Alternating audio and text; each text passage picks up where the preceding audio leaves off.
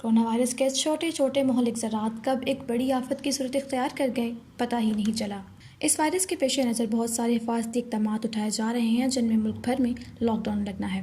اسی دوران اے T M کو بھی کورونا وائرس کے پھیلاؤ کا ذمہ دار ٹھہرا دیا گیا ہے۔ جی ناظرین، A T M corona virus کے پھیلاؤ کا سبب قرار دیا جا چکا ہے، لیکن حفاظت کیسے ممکن ہے؟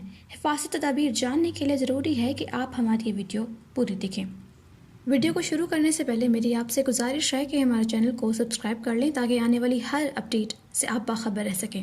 کورونا وائرس کی ہلاکت خیزی نے دنیا بھر کو لرزار کر رکھ دیا ہے۔ یہ وائرس نہ صرف ایک سے دوسرے انسان میں منتقل ہو رہا ہے بلکہ دیگر بے جان اشیاء سے بھی لگ سکتا ہے۔ سعودی ویب سائٹ کے مطابق ماہرین کا کہنا ہے کہ ہمیں اپنی روزمرہ زندگی میں موبائل فونز، گاڑیوں کی چابی اور اے ٹی ایم وغیرہ کے استعمال کی ضرورت پڑتی ہے۔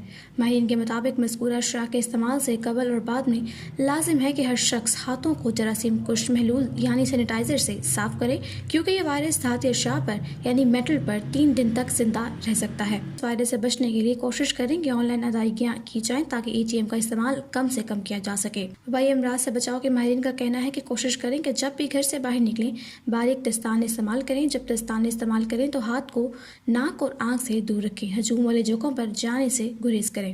ماہرین کے مطابق آن لائن طلب کیا گیا کھانا وصول کرنے کے دوران خصوصی احتیاطی تدابیر اختیار کی جائیں۔ جب بھی ڈلیوری مین آئے اس سے پیکٹ وصول کرنے سے قبل دستانے پہن لیں۔ ہدایت میں کہا گیا ہے کہ کوشش کریں کہ ڈلیوری مین کو بل کے مطابق رقم ادا کریں تاکہ آپ کو باقی رقم واپس نہ لینی پڑے۔ پیکٹ وصول کرنے کے بعد اس میں رکھا کھانا فوری طور پر گرم کریں۔